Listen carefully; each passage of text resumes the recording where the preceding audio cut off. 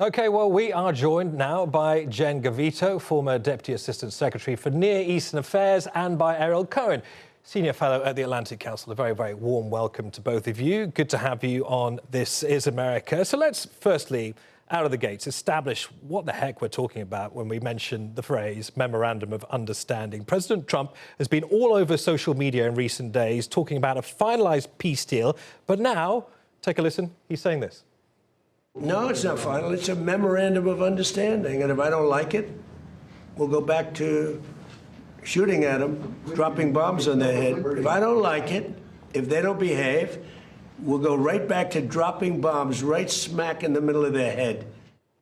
So, if the Memorandum of Understanding, doesn't meet his expectations, he says he'll go back to shooting and dropping bombs. The document, we know, is explicitly a Memorandum of Understanding. It's not a deal, so an interim framework meant to pave the way for those 60 days of talks, right?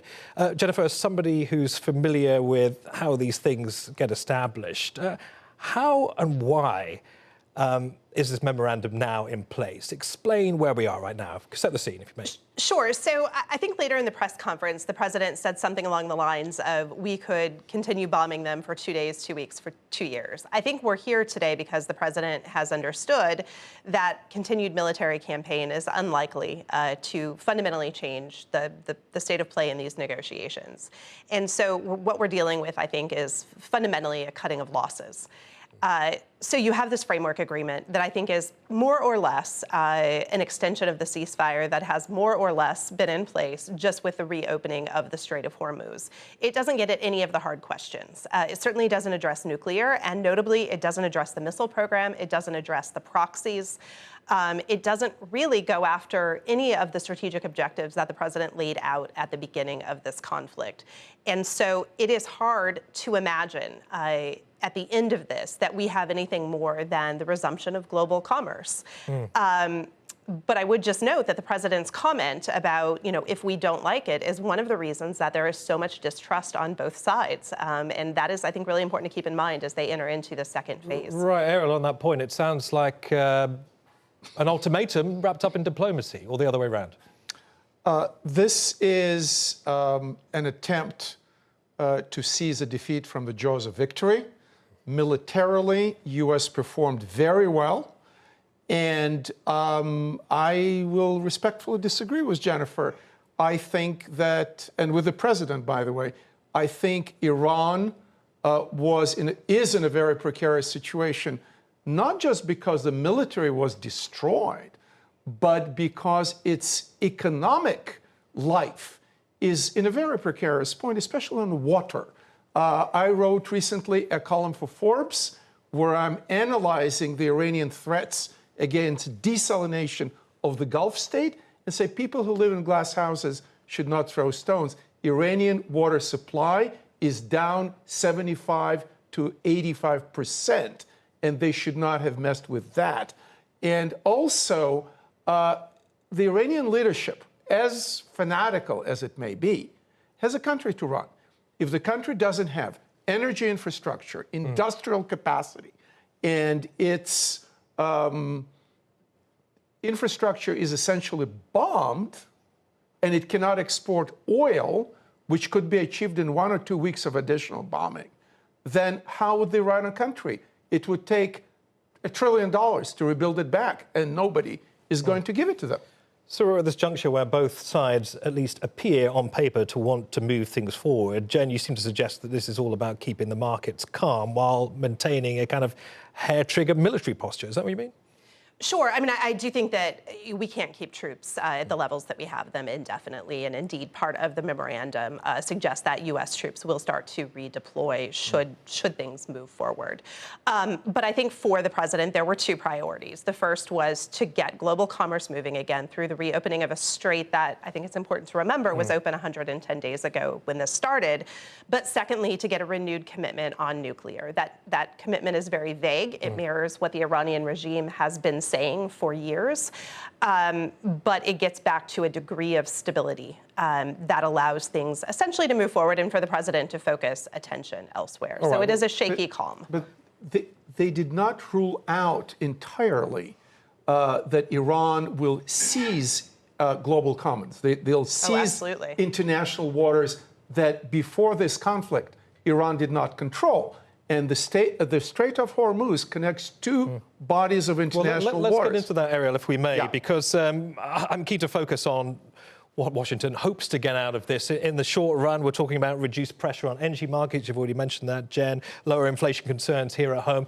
You've got a large map of the Strait of Hormuz over there. Let's get that full frame so our viewers at home can see. So we know that, that there is clearly a huge amount of congestion still here in this highly important waterway.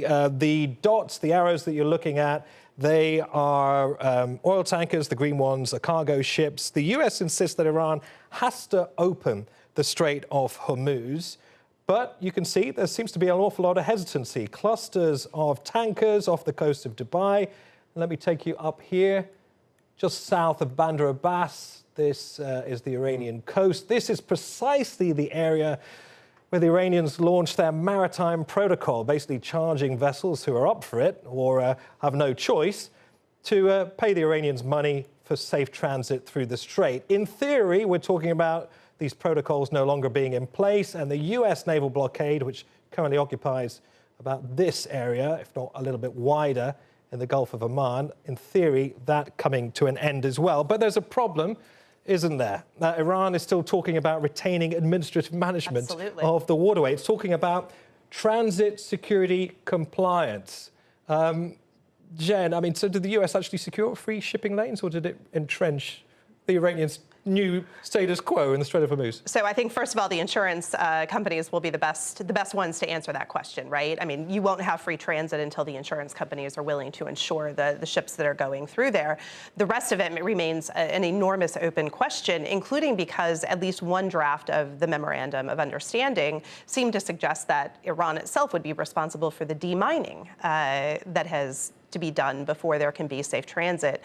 So I think that there will be a return to significant levels of transit through the strait, but both for reasons of capacity of Gulf states, given the damage that's been done to infrastructure, but also because of some of these limiting reasons, including security and insurance. It is going to be a considerable amount of time still before we see anything resembling normalcy, and that's even once you clear out the hundreds of vessels that are still essentially stuck. Transit security compliance, I mean, if Donald Trump or the Iranians had called it a toll, a tax, or a fee, it would have immediately been blown up, wouldn't it?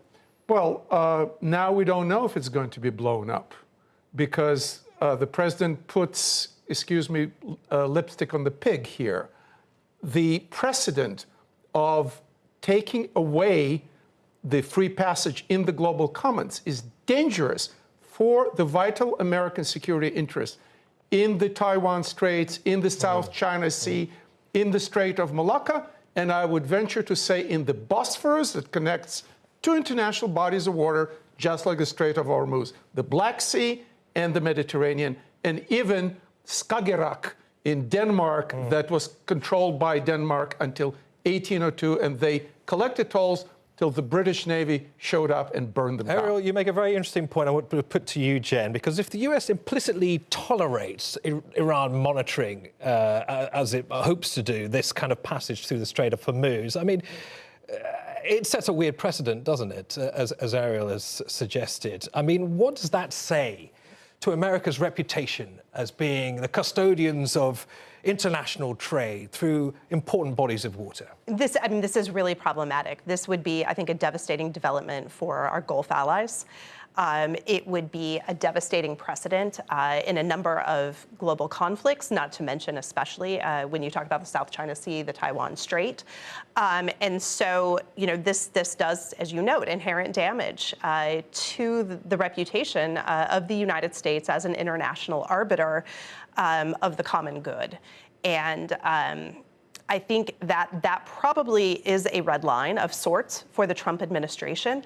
I'm also not sure that we're going to see this come into play immediately. If true, that Iran will immediately have access to oil waivers, they stand to, by some accounts that I've seen, achieve $300 billion in revenue from that. Then you're talking about sanctions relief. So do they need to press that button right now? Do they need to deploy that? If they're getting revenue, if they're getting the economic relief that is so critical, that arguably was their top priority in these negotiations, through other means, then maybe the Strait becomes something that they hold in their back pocket, able to deploy again when the time is right, when they feel like they are, under pressure. Jennifer, I would argue that this regime does not always recognize where the red lines are, and balance and poise is not necessarily its distinguishing characteristic. I'm talking about the Iranian regime. Yeah, of course. And they consistently overplay their hand and push and push. And at some point, there may be a pushback, as we heard from the president.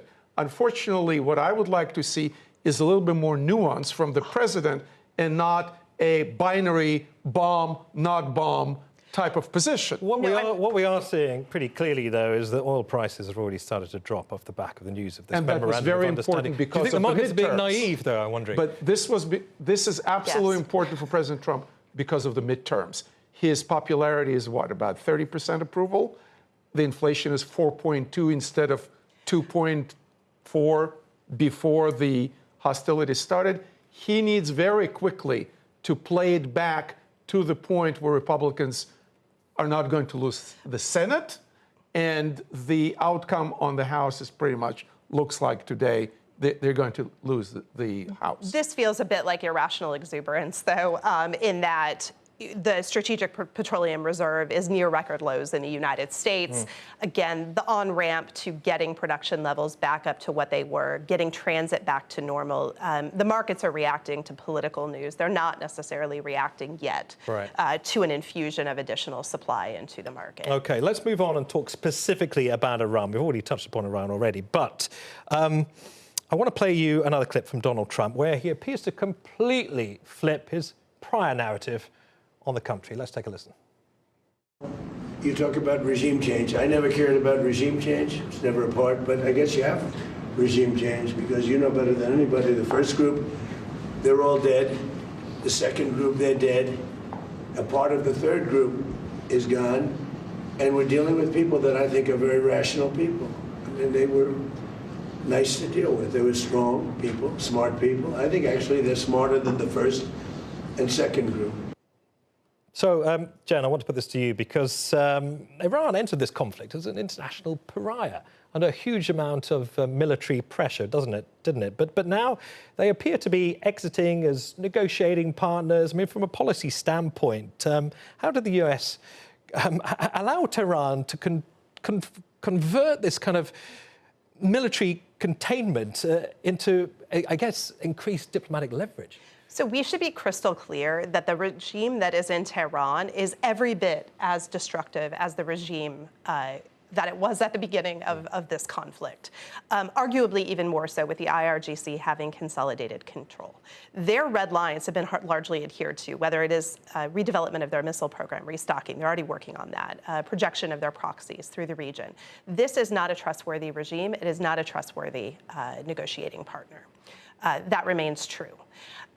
As far as diplomatic credibility, I think this is going to be a challenge for the United States to navigate because those are factual statements that our Gulf allies know, that our European allies know. And so I think in some ways, we are almost on a collision course. I mean, the European Union said yesterday, or representatives of Europe said yesterday, that there will be no sanctions relief, for example, by Europe until there are verifiable steps forward. That puts the US and Europe fundamentally in different places on this.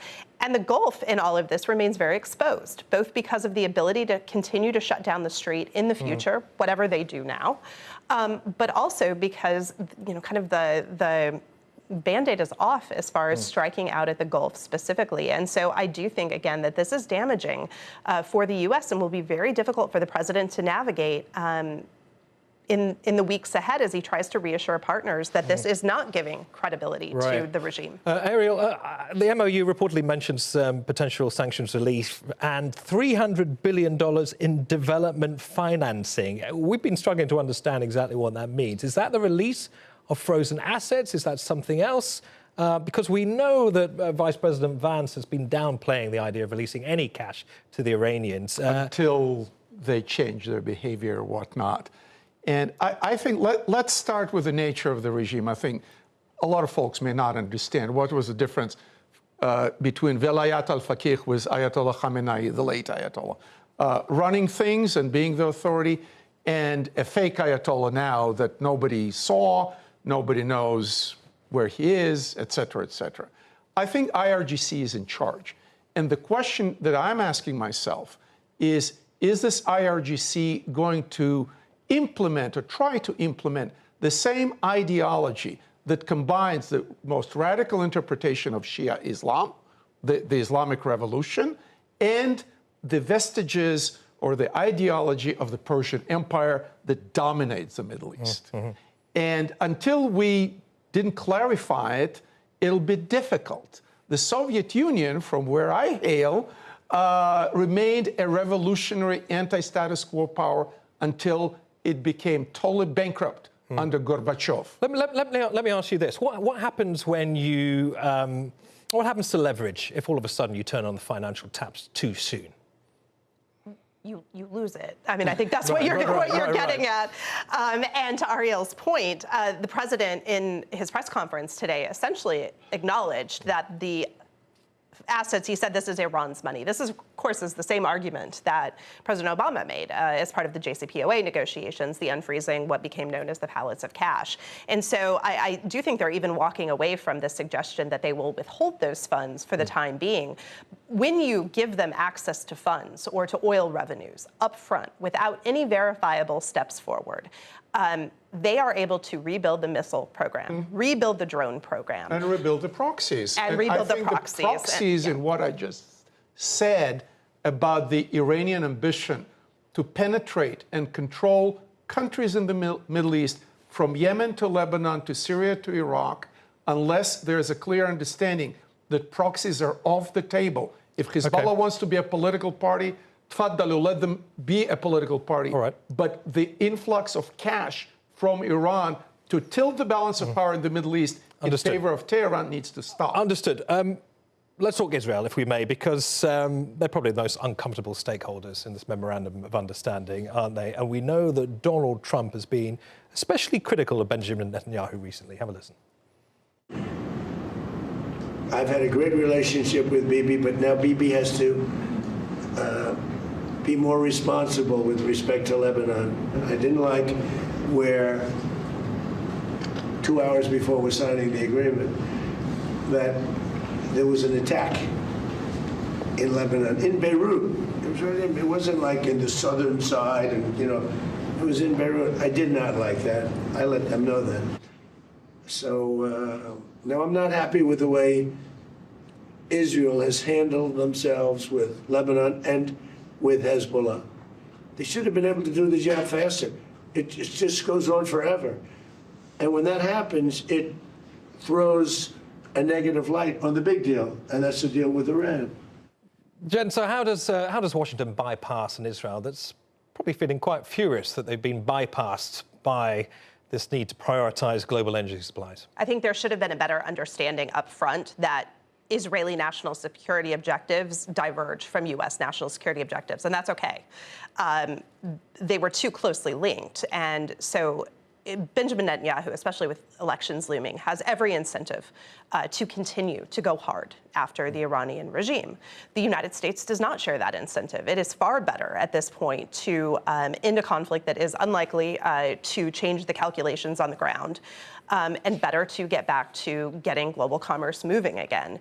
And so this is put them on a collision course. I'm in no way surprised that Prime Minister Netanyahu would continue to try to undermine this agreement. I think we'll continue to see that because it is, no question, very bad for Israel. I think the president is echoing what a lot of Americans, though, feel about not just Lebanon and Hezbollah, but what we've seen over the last couple of years in Gaza as well, and some real question about how these are executed, but more importantly, what U.S. support for these operations looks like. From what we understand of the Memorandum of Understanding, it talks of a ceasefire across all fronts, including Lebanon. However, reports suggest that that's not conditional in the immediate withdrawal of Israeli troops from southern But Lebanon. the Iranians said that they want Israel to withdraw. Israel is not going to withdraw as long as the prior agreements, including UN Security Council resolutions about disarmament of Hezbollah and withdrawal of Hezbollah to the points north of the Litani River, will be met. And the other thing was President Trump.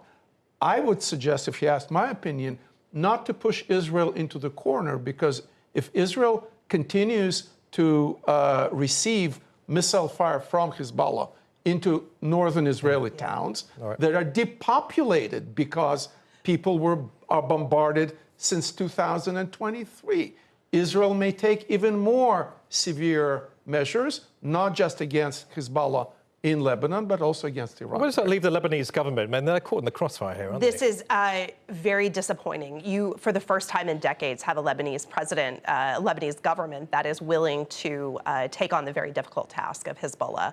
Every time Israel strikes into southern Beirut, South Beirut in particular, that diminishes support for the Lebanese government to take those actions against Hezbollah. And so I do think the threat that Hezbollah poses to Israel is real.